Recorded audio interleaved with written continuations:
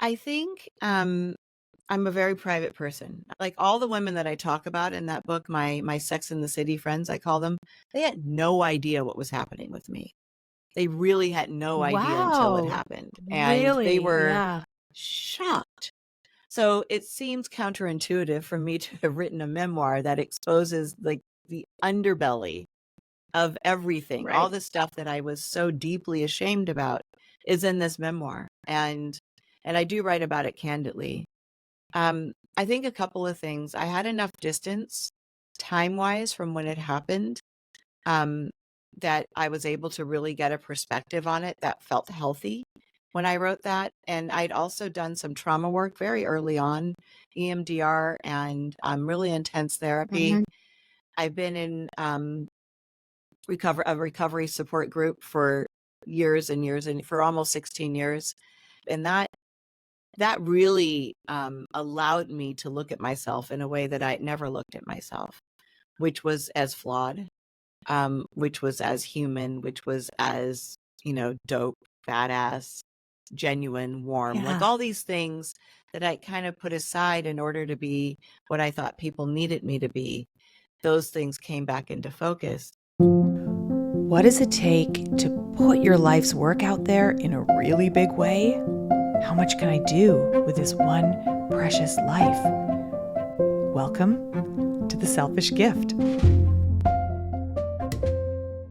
Telling our stories can be incredibly healing, but sometimes the stories we most need to tell are also the most difficult to share. My guest today is here to tell us all about how going deep and getting vulnerable with the telling of her story has changed her life for the better. Laura Cathcart Robbins is a writer, podcaster, and a public speaker. She's the author of the best-selling memoir, Stash, My Life in Hiding, which was named Best Memoir of 2023 by Elle magazine and has just come out in paperback. Laura also hosts a popular podcast, The Only One in the Room, where she interviews ordinary people about what makes them extraordinary and sometimes stand apart from the crowd. She is a TEDx speaker, an LA Moth Story Slam winner, and the San Diego Writers Festival's 2024 Memoirist of the Year. Laura also sits on the advisory boards of the San Diego Writers Festival and the Outliers HQ Podcast Festival. She also teaches classes in the craft of memoir writing. So I am looking forward to a super juicy conversation. Laura, thank you so much for joining me today. Thank you. That was such a unique introduction. I've never heard anybody introduce me that way. I like it. Oh, okay. Now I'm curious, what was different? Well, you seem to cherry pick, which was nice because, the bios they can be dense with information that's not pertinent to the conversation. And you pulled out like the best stuff. So for this particular conversation. Yay. Yeah. Yeah, right on. Oh, that's awesome. Nice to hear. Thank you. Okay, so we're going to talk so much about, your body of work itself and also your process and your writing practice. But before we get into it, I just want to say congratulations on your book's success. It is like no small thing to be named Memoir of the Year and Memoirist of the Year. So, way to go. Congratulations. That's awesome. Thank you. Thank you. It's very surreal. Did you did this come as a surprise to you, the book's reception? Oh yeah. I mean, everything was a surprise. I had no experience with any of this. So just like from getting an agent to getting it, having it go at auction, that was a surprise. Like every step along the way has been a surprise to me. And very pleasant Mm, ones, I might add. yeah, life is full of surprises. They're not all good ones, are they? Right. Um, well, I mean, I just think it's amazing because a lot of there are a lot of people out there writing a memoir, and as you know very well, it is a tough genre to be publishing in. So super hard to stand out. Laura, I'm a sober person myself, and as we were talking just in the preamble to this conversation, I've read a lot of recovery memoirs. I think I feel like I read literally like them all. But I found your story both relatable and refreshing. Here are some of the things I appreciated about it. I'm um, ready. yeah, I really loved the in the telling of the story itself, you kind of chronicle the slippery slope. And it's almost like you had, oh, this is going to be a weird way to characterize it, but I'm going to say it this way, and this is what's in my head.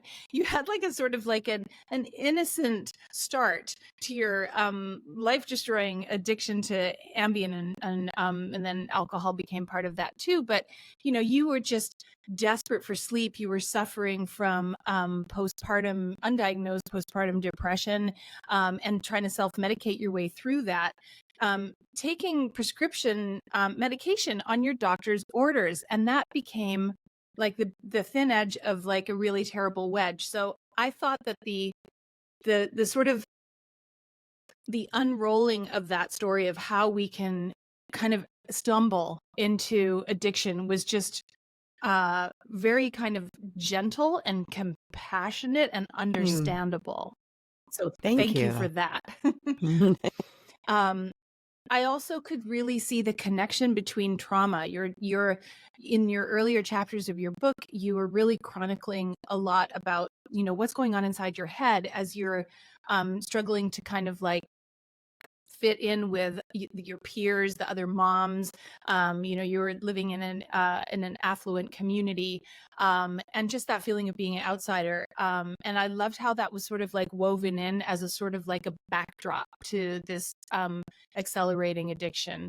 Mm, And then the third thing that I really loved was just the fact that we don't see a lot of stories of addiction in affluent communities, and in how that can be woven into an otherwise kind of like picture perfect lifestyle.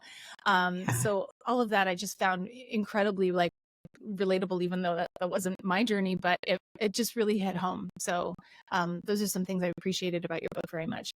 I appreciate hearing that so much. Thank you for such like a thoughtful breakdown of what you really connected with. And like you, I devour recovery addiction memoirs. I love them, and it's and I will always love them, I think. I think there is something very soothing to me about reading Mhm. someone's story, and I find ways to connect even if we don't have the same experience. I'm reading Mama Love Yeah. right now, and Oh, I haven't read um that one. Who's the it, author? it's Lara Love.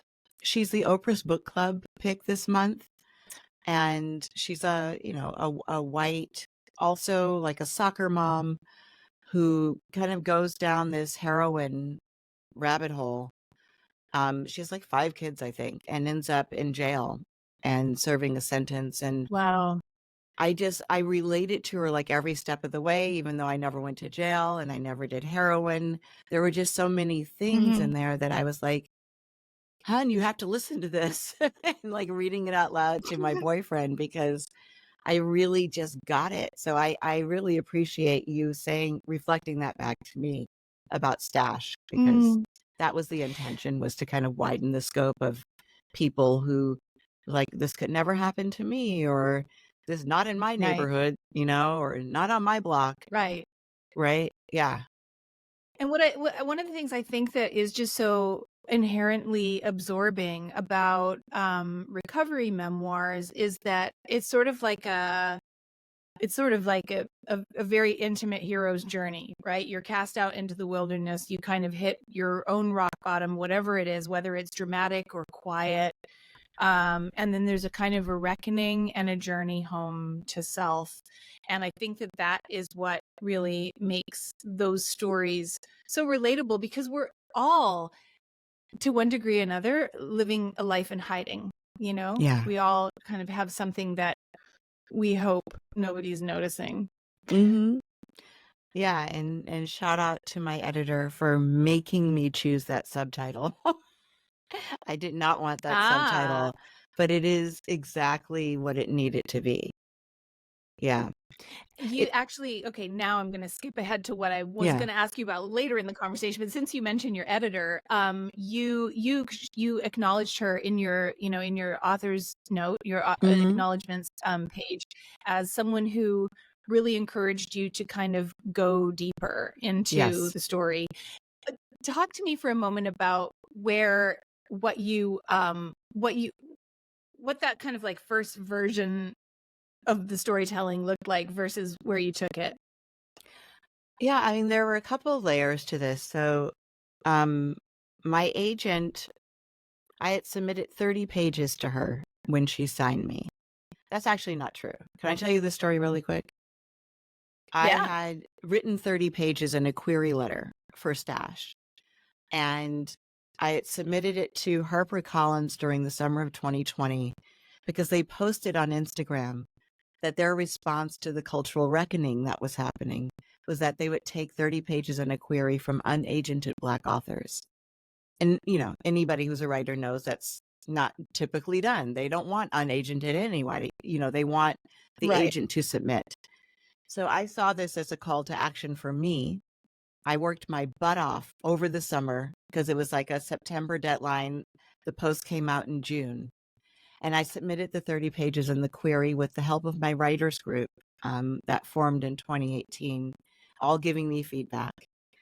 And I got an automatic reply that said, "Thank you for your fiction submission. No other genres will be considered." And I had submitted memoir. I hadn't read the whole post, obviously.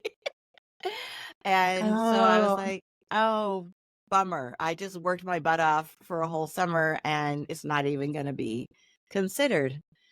And so Holly Whitaker is a really, really good friend of mine. And a couple months later, sent those pages in the query to her.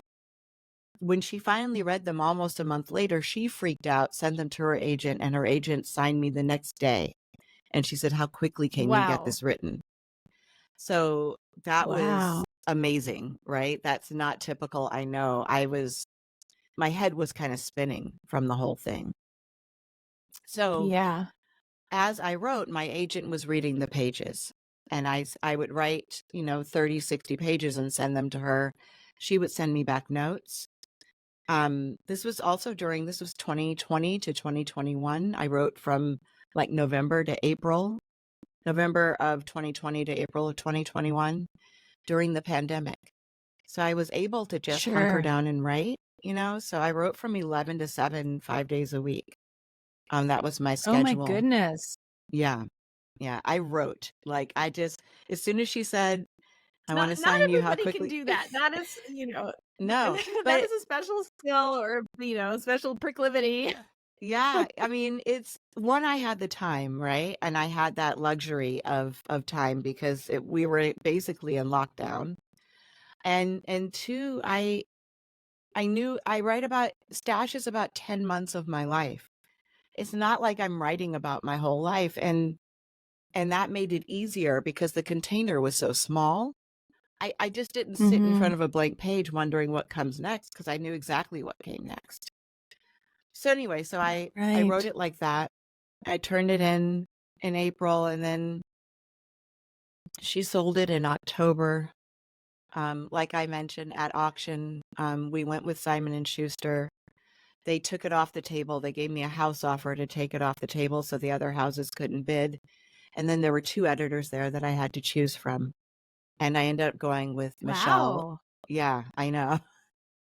And they were They both let you like, choose your editor. Amazing. Yeah. yeah, really Yeah. difficult And choice. for those that are listening and don't know all the kind of industry terminology, can you please explain what it means to be at auction and also what a house offer is and Yeah, yeah. what that all means? Break it I down. didn't know what any of this meant then, so I'm happy to explain it. First of all, when she Yeah. started bringing me into these meetings, after people had read the manuscript, I thought I'd be pitching them the book. So I was all ready with my Mm-hmm. notes about why HarperCollins or why Penguin Random House should publish Dash.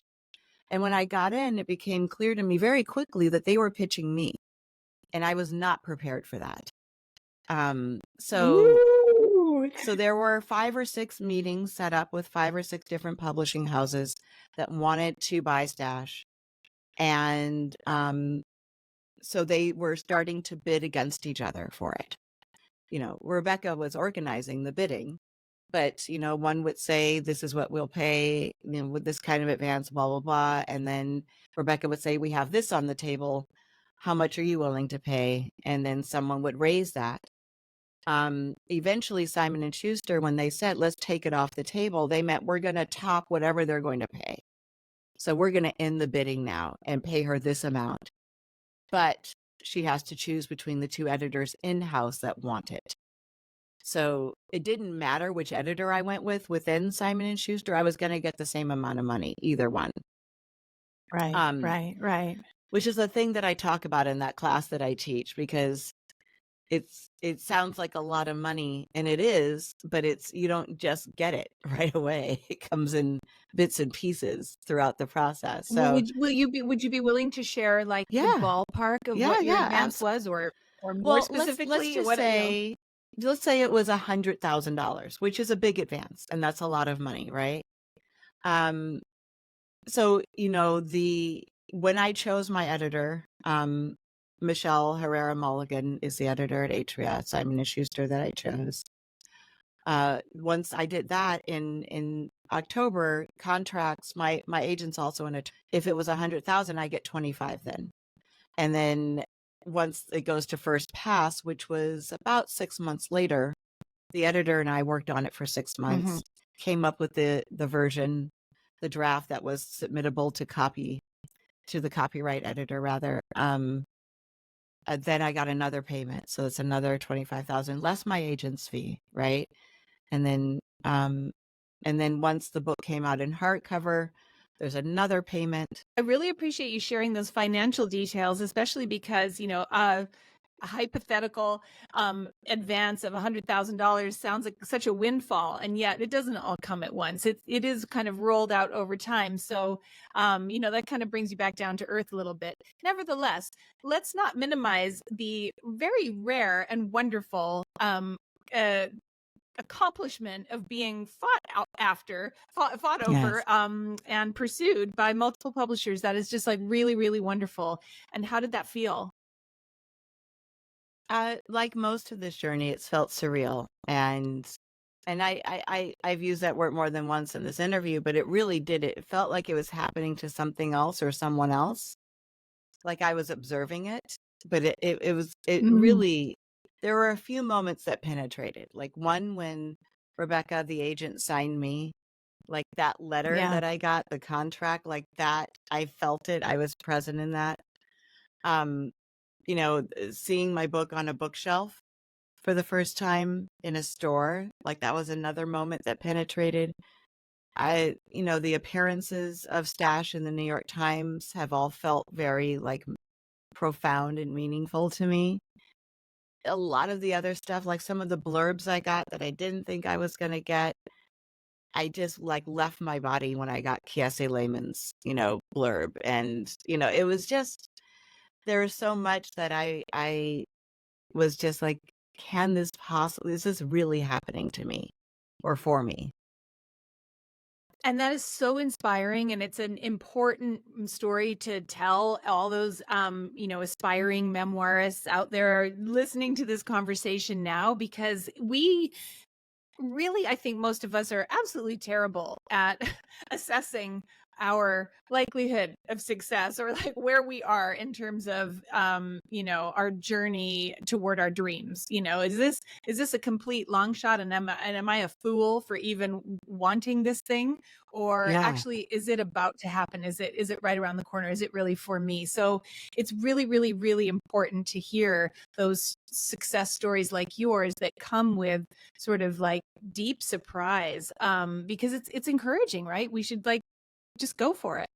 And it sounds like the initial thing that kind of lit the fire under your butt to kind of make this happen was that that special circumstance in the summer of 2020, during our racial reckoning as a country, when HarperCollins extended that offer to authors of color that were without agent representation at the time, and that was sort of like a little opening in the door. Not that that's Yes. wound up being how you got published, but it was like a kind of a nudge and an opening, which is a great segue to talking about.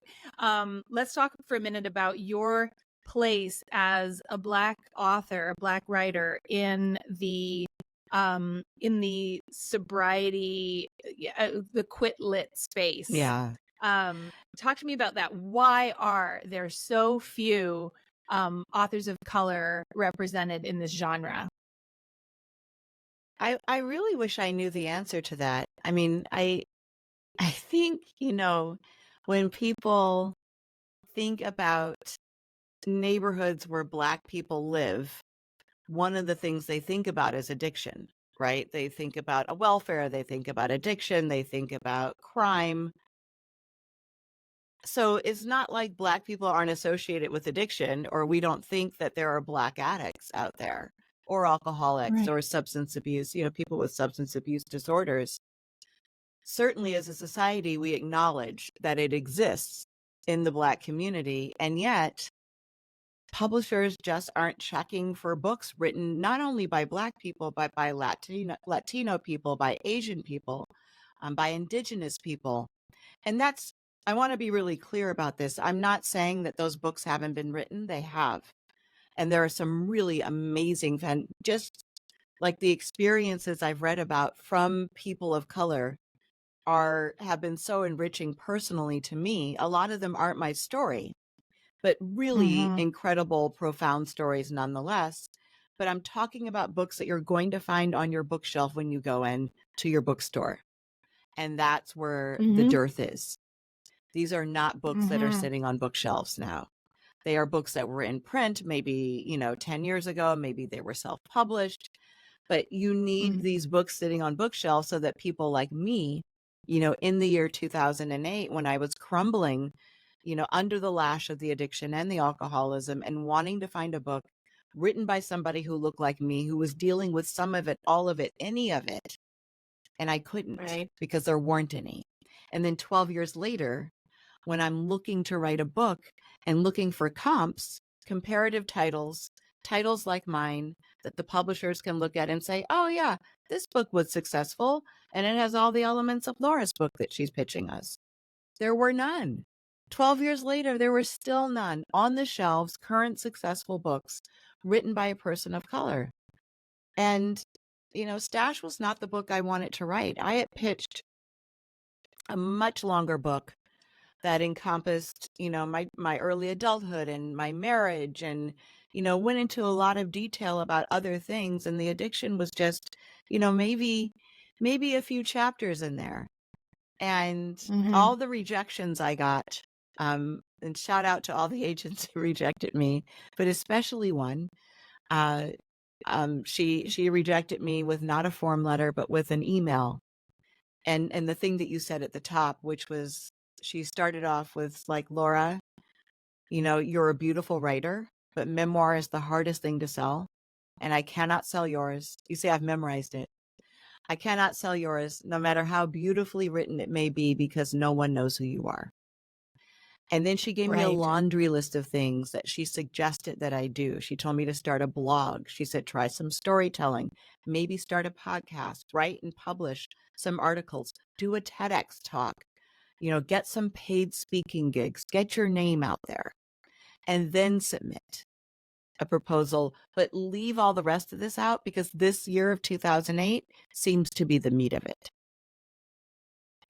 So interesting. I got to work. Wow. And so all of that must have happened much earlier. That happened in right? 2018. That must have happened. Okay, so that wasn't that flurry of kind of activity and open arms that occurred. Yeah. So in the 2 years between 2018 and 2020, did you do all that stuff? It's a very long list of things to do. I did. But I think it was around that time that you had that big viral article. My first article go viral. Let's talk about that. And I was blogging every week. I took a storytelling class because I didn't know what that was when she wrote it to me. I thought it was just storytelling, which I was already doing. I didn't realize it was on a stage with a mic, 5-minute memorized true story in front of an audience.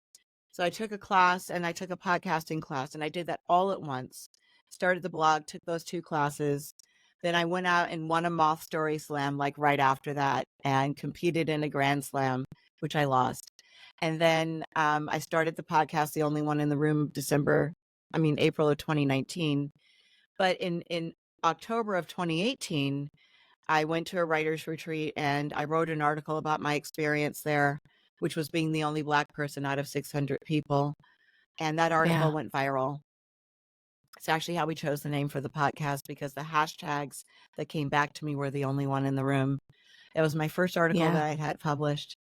And That's amazing. What the hell? Are you kidding me? It yeah, was your first article published wow. yes, Your head must have been spinning. That is wow. Okay. yeah, All right, carry yeah. on. I interrupted you with my No, no, surprise. and Carry on. and from that one article, I formed a relationship with the deputy editor of HuffPo. Her name is Emily McCombs, and we forged a like an editor-writer relationship, but then also later on a friendship. So currently, I am the most prolific personal essayist at HuffPo with 26 published articles. And Amazing. it is amazing, and I'm so grateful to her for partnering with me on that because I wanted to get as much content out there, as I could. Yeah. One of the things that really stands out to me in pretty much everything that you are doing, from your book to your podcast, the articles that you've written, is this idea of belonging, fitting in, being an outsider, moving into a place of authenticity and vulnerability. Um, just basically being yourself. Not only you, but also the guests that you have on your podcast. I would love to hear your thoughts about, this compulsion that we feel to try to modify ourselves to fit in with a group, and what that costs us. Yeah, I think for me it was the most costly thing. And I started editing who I was very early on when my stepfather joined our household, and the way that I was authentically just really rubbed him the wrong way. And in order to keep a calm, serene household, I would edit out the things that bugged him basically about myself. I also grew up Black and white spaces, which, it's it I really, it wasn't like it was bad. I have good memories of my childhood. I had amazing friends. I did really cool things. But I lived in a Black middle class neighborhood, and we were very poor in this neighborhood. We were definitely the poorest people. Mhm. But the neighborhood was nice, and my Mhm. school was nice, and my school was all Entirely mostly white. So, I kind of like toggled between these different things, and I would come home to my Black neighborhood and kind of lose the whiteness that I had gained at school Right. and tried to fit in there. And when I went to my white school, I tried to lose the Blackness from my Black neighborhood. So it was, but it didn't feel at the time like it came at a cost to me. I didn't think, oh my God, I have to do this again. It was, people talk about code switching. It was certainly that. But it was more than that. It was not just race. It was poor versus wealthy. It was, Yeah. Yeah. there were divorce versus, their parents, or almost all my peers, their parents were together. My parents were divorced when I was 4. So there were a lot of things that set me apart. And I tried my very best to blend in, because in my household, blending in was survival. And being, that would mean if I stood out, I had a target on my back. And I internalized that, into my teenage years, into my young adult years. And then when I was a mom, I was very much in line with, I need to not stand out amongst these moms as somebody who doesn't know how to do this, or can't handle this, or doesn't look forward, to these things. And truly there were a lot of things about my peers that I just didn't understand. I did not look forward to a trip to the pumpkin patch. I thought it was terrible. And I didn't like anything about it. And all the other moms, Faking it all the way. right? They seemed to enjoy it genuinely. There were so many. I hate shopping. I hate shopping for clothes. I don't ever want to go shopping recreationally. That just doesn't make sense to me.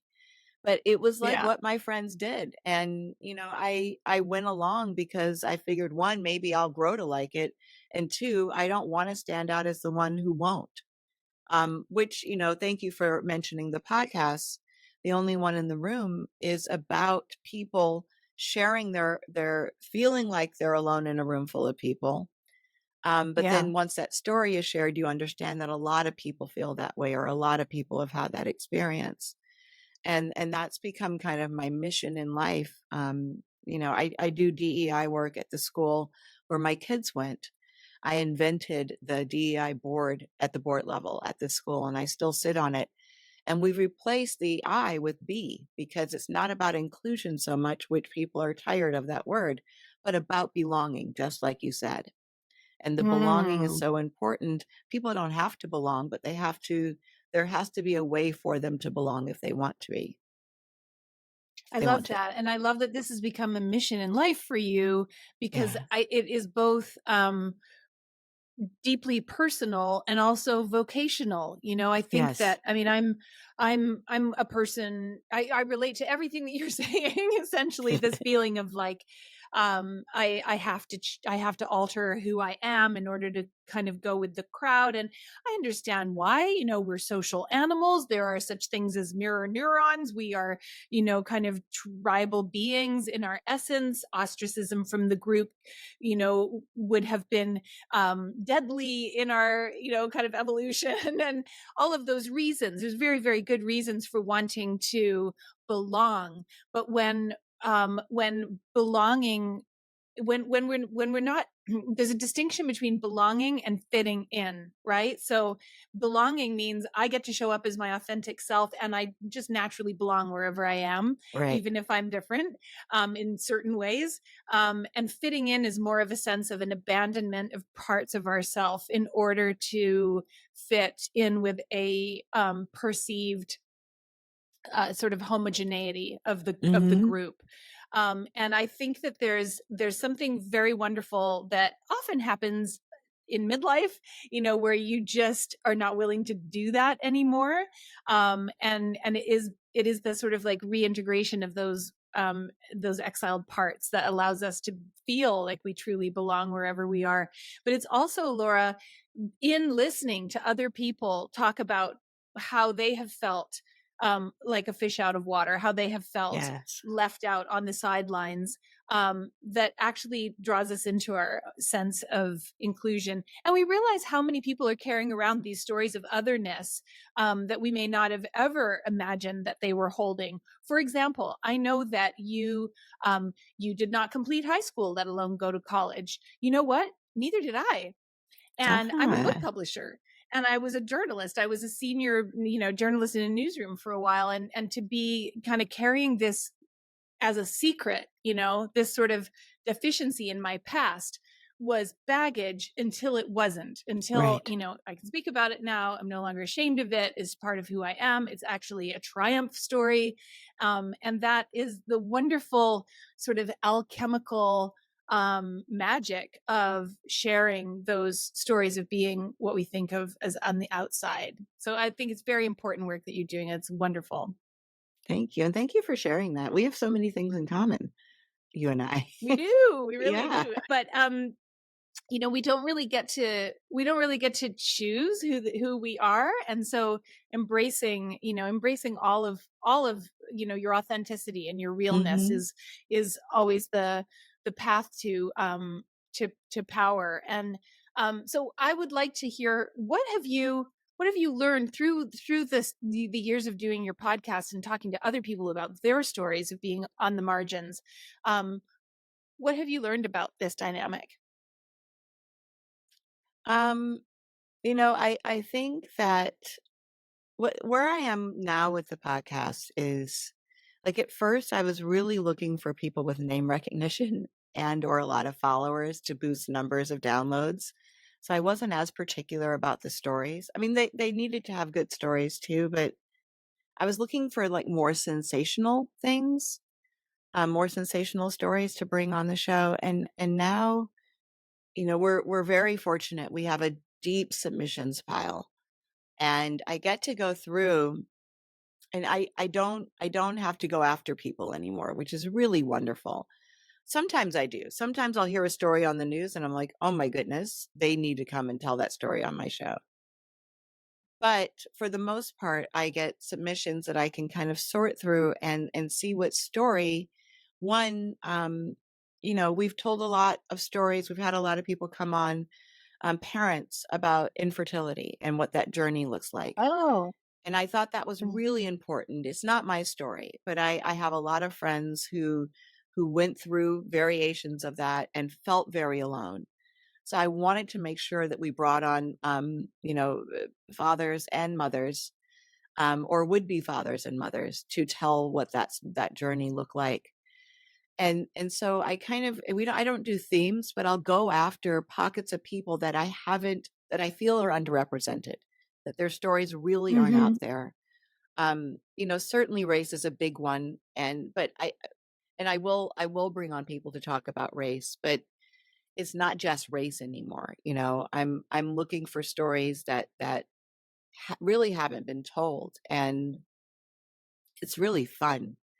Yesterday I interviewed a 69-year-old adult film actor who is very active. Wow. And Oh, that's a yeah, niche. um, this is not an only one like, oh, poor me. This is like, but he's the only one doing this. And I thought it was I wanted to bring him on because I read this article in the New York Times about like older people enjoying sex, and like these are what people in their 80s that they were interviewing. And I turned 60 this year, right? I will turn 60 this year. And I think when I was in my 30s, I thought by 60, I'd probably be done with all that. Like, I'm not going to be interested in sex, right? Like after that age. But I say this to say that I wanted to bring on somebody who could talk about like really what it's like, in these years, these senior years, and maybe give people some hope about their own sex lives or romance or whatever it is. So he's an Mm. example of something that I sought out that's way out of the box, but I hope will will connect people to the story or allow people to think about it in a different way. That's amazing. And how cool. So it's not all about the famous celebrities. It's ordinary people with extraordinary perspectives. Yes. And embedded in this whole kind of concept of authenticity and embracing the self, is of course this, the vulnerability of being seen, the vulnerability of being seen for who we are, shedding that mask and really sort of stepping out into the world as ourselves. And that is really, you had to really reckon with that a lot in the pages of your book. um because it's a memoir, but it's a memoir with some pretty, deep and let's just say unflattering events, Yeah. right? You're dealing with addiction, you're very humbly sharing some low moments in your life, and you were writing about um the hot tip of the poker when it comes to the unraveling of your marriage, which is also an incredibly intimate, private thing. Yes. How did you grapple with your own sense of privacy and disclosure as you were writing, and then also as it came time to share that book? And did you ever have a moment where you kind of wanted to put the toothpaste back in the tube? I think I'm a very private person. I don't think that I was starting another sentence there. I am a very private person. People who know me, and you'll find this in the book when you read it. I mean, I know you've read it, but for people listening, like all the women that I talk about in that book, my Sex in the City friends, I call them, they had no idea what was happening with me. They really had no idea until it Wow. happened, and they Really? were Yeah. shocked. but I'm also somebody, I'm not going to discuss religion with you. I'm not going to discuss politics. I'm not going to discuss what happens in the bathroom or the bedroom. Like those are very like Hmm. separate. People don't know about my love life. They know that I'm with Scott, but that nobody knows any details. I don't share that stuff. Right. So it seems counterintuitive for me to have written a memoir that exposes like the underbelly of everything. All Right. the stuff that I was so deeply ashamed about is in this memoir. And I do write about it candidly. I think a couple of things. I had enough distance time-wise from when it happened, um, that I was able to really get a perspective on it that felt healthy when I wrote that. And I'd also done some trauma work very early on, EMDR and really intense therapy. Hmm. I've been in a recovery support group for years and years and for almost 16 years. And there's work in this particular group to be done. Like you're looking at inventories and making amends and that type of thing. And I did all of that. I didn't do it very thoroughly the first year because I hated it. But after that, Yeah. I really did it in earnest because I found something that I really wanted to keep. And that really allowed me to look at myself in a way that I never looked at myself, which was as flawed, which was as human, which was as, dope, badass, genuine, warm, like Yeah. all these things that I kind of put aside in order to be what I thought people needed me to be. Those things came back into focus. So writing it was actually quite fun. I had a really good time writing Wow. this book. There were parts of it that were Wow. difficult to write, scenes that were difficult to write, but for the most part, I was just like rubbing my hands together. People are talking to me and I'm in my head writing, like I can't wait to get back to the page. The part that was difficult was then sharing it at book events afterward. That part I wasn't prepared for because, And people show up kind of like feeling like, oh, they already know you inside and out. And there's this right. real one-sided sort of intimacy. I've heard other authors talk about that, the weirdness of Yeah. someone coming up and embracing them like an old friend when they're like, wait a minute, I don't know you. Right, right. And I have some of that with the Mm. podcast because we have a lot of listeners and people feel like they, especially because I'm in their ears, right? So they feel like we have a Mhm. relationship.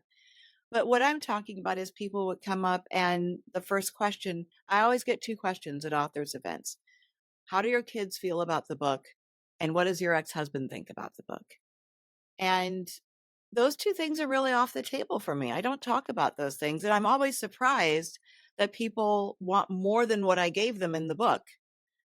I gave you everything Right. that I'm going to give you about my kids and my ex-husband in the book, basically, including the acknowledgments, right? My ex-husband Yeah. gave his blessing for me to write the book. That's really all you need to know about it. And kids are kids. I feel like kids should be off limits. I would never ask anybody about their kids unless it was like, how are your kids doing?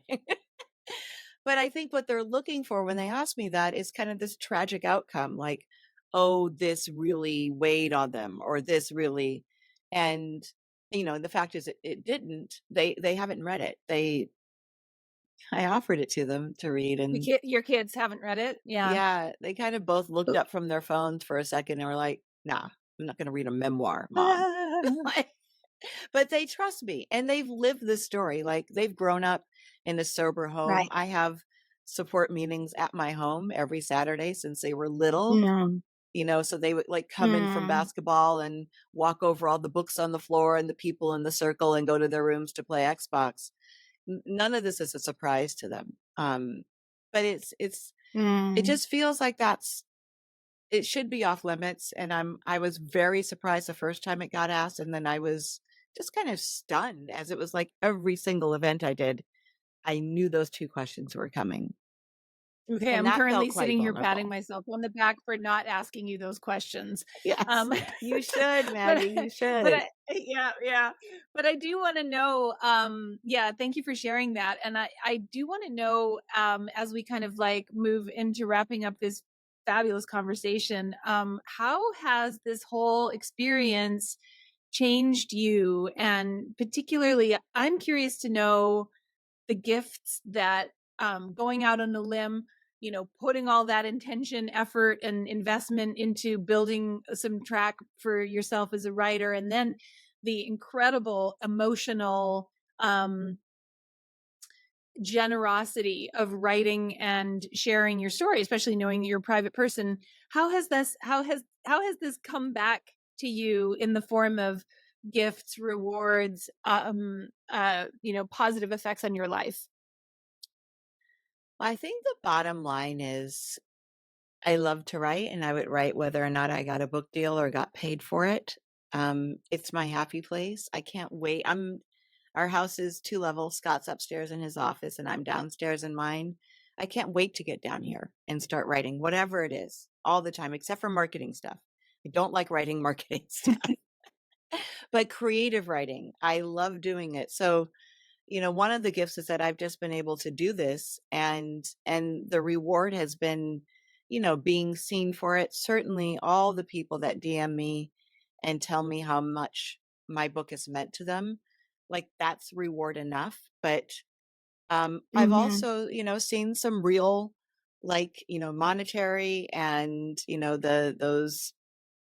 those markers of success that one wants to see as an author. And those have felt really good. They were a little bit anticlimactic. Like they weren't quite as Really rewarding as I interesting. thought they would be. I mean, they were nice. The book has been in the New York Times 3 times in 1 year. That feels really good, Wow, yeah. but it evaporates kind of for me. Like It it's wasn't the runaway dopamine hit that you yeah. anticipated it might have been. Yeah, I mean, and the book Yeah. events were amazing. I had read about a couple of authors who had gone to like empty bookstores and not signed a book. And I was really happy to see that most of my events had a lot of people in them. All except for one, actually. One, there were 4 people that showed up. And so like I've had this kind of like this star shining on me or something smiling on me during this journey. But Yeah. it's really, in the end, it's just me and the page. It really is. I don't really enjoy the marketing part of it. I don't enjoy going out and doing book events as much as I enjoy writing. Writing is what I enjoy most of Yeah. all. And if I get to keep doing that, I mean, I will get to keep doing that as long as I'm alive. But if I get to keep getting published, that'll be incredible. I've written a second book and turned it into my agent, a second manuscript, waiting for her notes. Oh, so you're anticipating my next question, which is what's on deck for you? What Yeah. is next? So it sounds like, yeah. So you've written your book 2, and it's with your Yes. agent now. Are you in the process of your agent is shopping it, or She you're working hasn't on the read it yet. proposal? She has to read it. Oh, It's okay. So this is she, really new. Yeah. she asked me if I would try fiction. And I was like, I don't think so. Wow, I'm not a that's fiction different. writer. Um, but we Yeah. settled on autofiction, autobiographical fiction, so that I could write about something as myself, but fictionalize it enough so that it doesn't, I changed names and Oh, circumstances. There was one particular event in my life that she really wanted me to write about that I didn't feel comfortable writing about as memoir. So we fictionalized it, or I okay. fictionalized it. And Oh I my think God. it's Well, really good. I know that it's all under wraps while it's with your agent and stuff, but I can't wait to learn more about that and just to see your continued success. Laura, where can people go to find out more about you and also to work with you in your writing classes, etc.? Thank you. Thank you for asking that. Um, Laura Cathcart Robbins. I'm going to spell that. It's LauraCathcartRobbins.com. So it's my full name.com. Everything lives there, including my classes, any upcoming events, Okay. on my social media. You can see all the talks. You can join if you're in a book club. There's a whole book club tab. You can book me for your book club and I'll come in. I'm actually doing a lot of that. That's really fun. That's really fun to do, or the Oh, book clubs. Um, and oh, so yeah, those everything lives there, and you can sign up for the classes. They're actually writing pad classes, but I teach the intro to memoir class for them. So you can sign up directly through my site. I love it. Well, you are a woman with a lot on the go, and it all is super inspiring. It's so inspiring, to see not only your sort of rebound from a low moment in your life, but also this sort of like just like a blossoming and the branching out, all of these offshoots of the things that you're doing, they really kind of braid together very naturally into this one cohesive whole. And it's so encouraging to see that, like, oh yeah, this is all stemming from an authentic place. And if I or any listener wants to sort of create that sort of, multiple avenues of expression in our lives, it really all has to come from that central place of the self. So it's just amazing to see your success. This has been such an inspiring conversation. Thank you so much for joining me. Thank you, Maggie. I really hope this conversation has inspired you to give so much of your gift to the world that it expands you into your greatest possible version of yourself. Remember, it's not selfish just because we also benefit from it. And here's where I get to make a selfish request. New podcasts need all the help they can get. If you enjoyed this episode, please rate the show and subscribe to us on your favorite platform. Don't forget to follow us on Instagram at Selfish Gift Podcast. And send me a DM. I'd love to hear how you're sharing your gift with the world.